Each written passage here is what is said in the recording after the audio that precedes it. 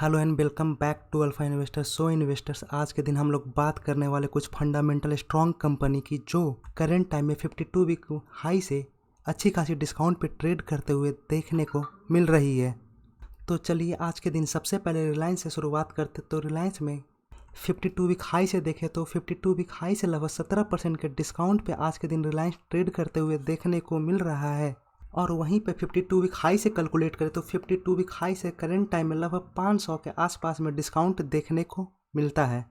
अगले स्टॉक की बात करें तो एशियन पेंट एक साल में अपने इन्वेस्टर्स को लगभग 13% का नेगेटिव रिटर्न और 5 सालों में 143% का धुआंधार रिटर्न अपने इन्वेस्टर्स को कमा कर दिया।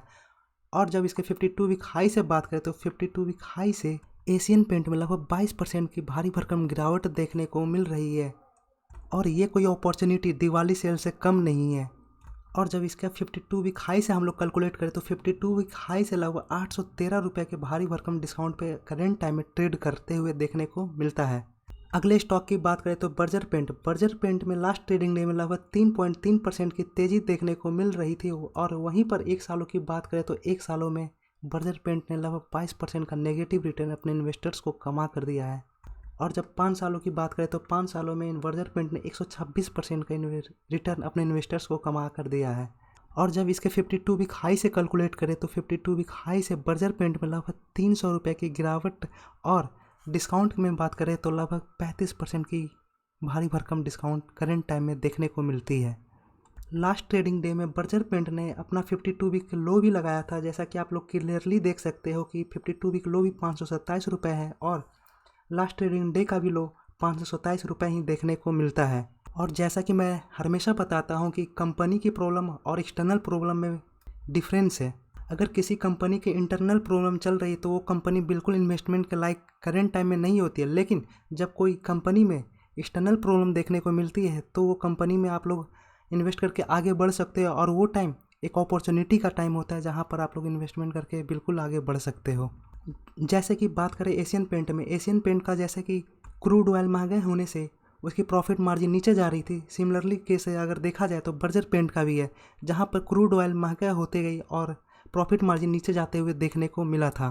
तो ये एक एक्सटर्नल प्रॉब्लम है, ना कि इंटरनल प्रॉब्लम है। और एक्सटर्नल प्रॉब्लम हमेशा एक अपॉर्चुनिटी लेकर आता है। जैसे कि आप लोग पुराने टाइम की याद करें तो कोरोना के टाइम में कंपनी में कोई इंटरनल प्रॉब्लम देखने को नहीं मिल रहा था। उस टाइम जो भी प्रॉब्लम थी एक्सटर्नल प्रॉब्लम थी, और वही प्रॉब्लम करंट टाइम में भी क्रूड ऑयल में देखने को मिलता है। तो इसलिए आप लोग इन सभी कंपनियों को अपने रडार पर रखो और जब भी इन्वेस्टमेंट का मौका मिले तो आप लोग इस पर सोच विचार करके आगे बढ़ सकते हो।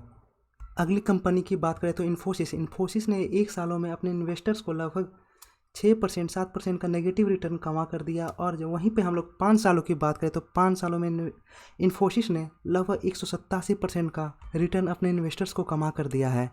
सबसे बड़ी बात ये आती कि एक ब्लू चिप कंपनी होकर इतना ज़्यादा रिटर्न, इसलिए इन्फोसिस जैसी कंपनी हर गिरावट में उठाने की कोशिश करें आप लोग।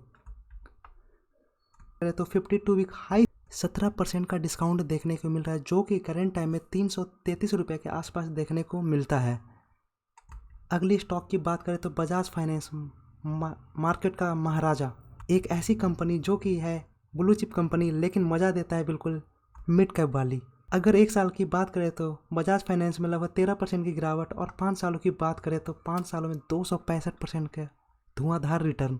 और जब 52 वीक हाई से कैलकुलेट करें तो 52 वीक हाई से लगभग 23% की भारी भरकम गिरावट। और रुपए में बात करें तो 52 वीक हाई से लगभग 1800 के डिस्काउंट पे ट्रेड करते हुए मिलता है।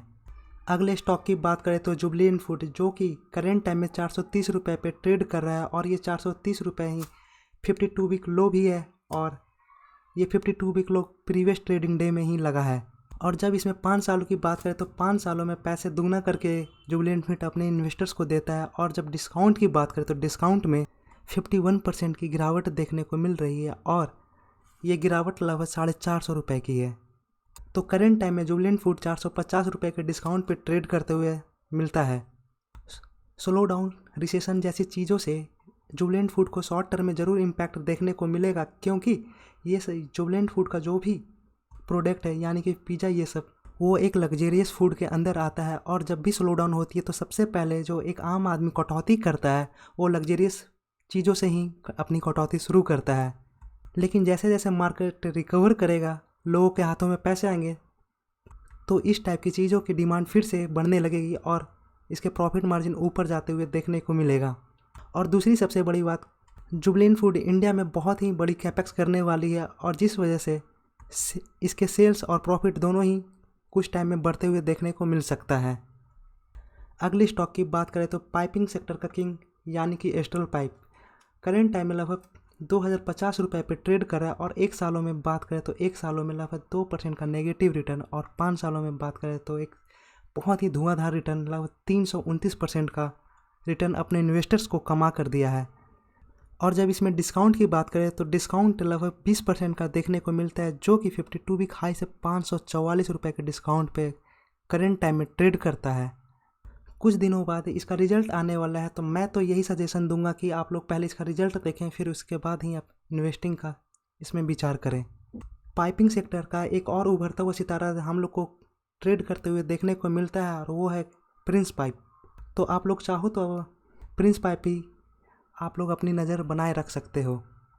अगले स्टॉक की बात करें तो रिलैक्सो, अगर 52 वीक हाई से बात करें तो रिलैक्सो 52 वीक हाई से करेंट टाइम में 43% के डिस्काउंट पे ट्रेड कर रहा है और वहीं पर जब पैसों में बात करें तो 52 वीक हाई से लगभग 628 रुपये का भारी भरकम डिस्काउंट पे ट्रेड कर रहा है। और हाल ही में रिलैक्सो का रिजल्ट आया था, तो वहाँ पर रिजल्ट में कोई रौनक देखने को नहीं मिल रही थी, तो उम्मीद है कि रिलैक्सो का प्रॉफिट मार्जिन नीचे गया था और इसी उम्मीद की वजह से अगले ट्रेडिंग डे में रिलैक्सो में और ज़्यादा पिटाई होने की अभी और आसार बाकी है। अगर इसके पीई की वैल्यू की बात करें तो पीई में आप लोग देख सकते हो कि काफ़ी प्रीमियम वैल्यू पे रिलैक्सो ट्रेड करता है। अगर आप लोग रिलैक्सो में एवरेजिंग के बारे में सोच रहे हो तो थोड़ा सा आप लोग वेट एंड वॉच करके कर सकते हो। और शॉर्ट टर्म में रिलैक्सो में जो नेगेटिव भी रिलैक्सो को सेलिंग रिकमेंडेशन देते हुए मिल रहे हैं। लेकिन आप लोग को ये समझना होगा कि म्यूचुअल फंड वाले सेल क्यों कर रहे हैं, क्योंकि उन लोगों को अपने कस्टमर के लिए एक हाई रिटर्न लाने की कोशिश रहती है, जिस वजह से उन्हें शॉर्ट टर्म में एक अच्छी खासी प्रॉफिट की नीड होती है। और आप लोग देख रहे हो कि लॉन्ग टाइम में एक अच्छे समय से रिलैक्सो में कोई रौनक देखने को नहीं मिल रही है और सेल्स और प्रॉफिट में थोड़ी सी कंप्रोमाइज़ देखने को मिलती है। लेकिन आप लोग को समझने की ये ज़रूरत है कि ये सेल्स या फिर प्रॉफिट मार्जिन नीचे क्यों जा रहा है। तो मेनली इसका जो कंपटीशन देखने को मिल रहा है उसे अनऑर्गेनाइज सेक्टर से देखने को मिलता है और इसी वजह से रिलैक्सो को अपने प्रॉफिट मार्जिन को नीचे ले जाना पड़ रहा था। और दूसरा रीज़न ये है रिलैक्सो ने थोड़े टाइम पहले ही एक काफ़ी बड़ी इन्वेंट्री खरीद ली थी, मीन्स जैसे कि चप्पल बनाने के लिए जो जो प्रोडक्ट की ज़रूरत होती है वो काफ़ी हैवली खरीद लिया था। और आप लोग क्लियरली जानते हो कि कुछ टाइम पहले सभी प्रोडक्ट के प्राइसेस काफ़ी ज़्यादा आसमान छूते हुए देखने को मिल रहे थे और इसी वजह से काफ़ी महंगे इन्वेंट्री खरीदने की वजह से प्रॉफिट मार्जिन में कंप्रोमाइज़ देखने को मिल रही है। लेकिन जैसे ही इन्वेंट्री ख़त्म होगी तो रिलैक्सो फिर से कम बैक होता हुआ देखने को मिल सकता है। अब चलिए कुछ मोनोपोली स्टॉक्स की बात कर ले। तो मोनोपोली स्टॉक में सबसे पहले IEX से शुरुआत करते हैं। तो आप लोग क्लियरली देख सकते हो IEX ने अपने 5 सालों में लगभग 167% का रिटर्न अपने इन्वेस्टर्स को कमा कर दिया है। और वहीं 1 सालों की बात करें तो 1 सालों में लगभग 38% की गिरावट देखने को मिल रही है। और जब 52 वीक हाई से देखें तो लगभग 53% की डिस्काउंट पे ये ट्रेड कर रहा है और प्राइस में बात करें तो 52 वीक हाई से लगभग 157 के रुपए के डिस्काउंट पर ट्रेड करते हुए मिलता है। किसी भी स्टॉक में पोजीशन जब स्टॉक फ्लैट ट्रेड होता है तो उस टाइम में पोजीशन बनाने की कोशिश करनी चाहिए, या फिर जब स्टॉक डाउनवर्ड नीचे जाता हुआ मिलता है तो एक भागते हुए ट्रेन में कभी भी पोजीशन बनाने की कोशिश से बचना चाहिए। आप लोग चार्ट में क्लियरली देख सकते हो कि जिसने 2-3 साल को होल्ड किया है उन्हें एक बहुत बड़ी रिटर्न कंपनी ने अपने इन्वेस्टर्स को कमा कर दिया है। और वो भी तब जब कंपनी 52 वीक हाई से लगभग 50% डिस्काउंट पे या फिर 50% ज़्यादा गिर चुकी है, तब ये इतनी बड़ी रिटर्न अपने इन्वेस्टर्स को दे रहा है। इसलिए इस गिरावट को अपॉर्चुनिटी समझकर आप लोग बिल्कुल आगे बढ़ सकते हो। अगले स्टॉक की बात करें तो हिंदुस्तान एरोनॉटिकल्स, जो कि करेंट टाइम में 2345 रुपये पे ट्रेड कर रहा है और 1 सालों में बात करें तो एक धुआंधार रिटर्न लगभग 70% का रिटर्न अपने इन्वेस्टर्स को कमा कर दिया है। आप लोग को याद होगा कि ये उस टाइम की बात हो रही है जब मार्केट में काफ़ी ज़्यादा पैनिक मच रखा था और निफ्टी 50 ये सब की बात करें तो निफ्टी 50 में एक साल में लगभग 2-3% का रिटर्न कमाया। वहीं पर हिंदुस्तान एरोनॉटिकल्स लगभग 70% का रिटर्न अपने इन्वेस्टर्स को कमा कर दिया है। और जब डिस्काउंट की बात करें तो 15% की डिस्काउंट पे ये ट्रेड कर रहा है। और रुपए में बात करें तो 52 वीक हाई से लगभग 500 के रुपए के डिस्काउंट पे ट्रेड कर रहा है। इस कंपनी को बस उस दिन की इंतज़ार है जब कोई फॉरेन कंपनी डिफेंस डील पे साइन कर ले। जिस दिन साइन हो गई उस दिन इस कंपनी में बहुत बड़ी जंप देखने को मिलेगी। उस दिन शायद ये स्टॉक रॉकेट की तरह उड़ने लगेगा।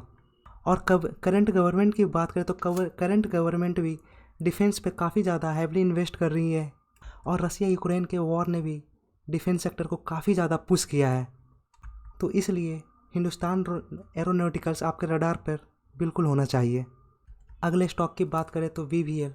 और एक सालों में बात करें तो वीवीएल ने अपने इन्वेस्टर्स को 83% का रिटर्न कमा कर दिया है। और 5 सालों में लगभग 500% का रिटर्न अपने इन्वेस्टर्स को कमा कर दिया है।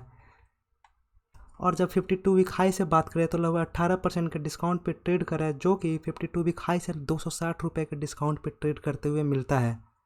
वीवीएल में इन्वेस्ट करने से पहले मैं ये बता दूं कि कुछ टाइम में वीवीएल का रिजल्ट आने वाला है। और उम्मीद की जा रही है कि वीवीएल का रिजल्ट थोड़ी सी नरमी में देखने को मिलेगी।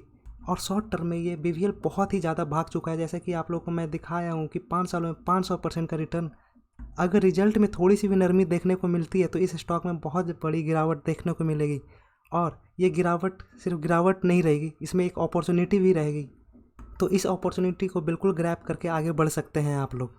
अगले स्टॉक की बात करें तो CDSL में करेंट टाइम में लगभग 1000 रुपये के आसपास ट्रेड करा है। और वहीं पे 1 सालों की बात करें तो 1 सालों में CDSL ने लगभग 33% का नेगेटिव रिटर्न। और 5 सालों की बात करें तो 5 सालों में आप लोग देख सकते हो कि लगभग 200% का धुआंधार रिटर्न अपने इन्वेस्टर्स को ला कर दिया है। और जब हम लोग इसके 52 वीक हाई से बात करें तो 52 वीक हाई से लगभग 37.5% का गिरावट। और 52 वीक हाई से 600 रुपये पे के डिस्काउंट पे ट्रेड करते हुए मिलता है। इस स्टॉक में सबसे बड़ी एक ही प्रॉब्लम देखने को मिलती है कि इसका रिजल्ट तभी बढ़िया आएगा जब मार्केट में बुल रन होगा। जैसे ही बियर रन स्टार्ट हो जाएगा इसका स्टॉक में पिटाई होते हुए देखने को मिलेगी। और सबसे बड़ी पॉजिटिव बात यह है कि इसका कोई कंपटीटर नहीं है मार्केट में लिस्टेड। ये अब करेंट टाइम में 100% मोनोपोली इंजॉय करता है। तो चलिए मिलते हैं फिर किसी और वीडियो में। बड़ों को सम्मान और छोटों को प्यार दें। Thank you for watching.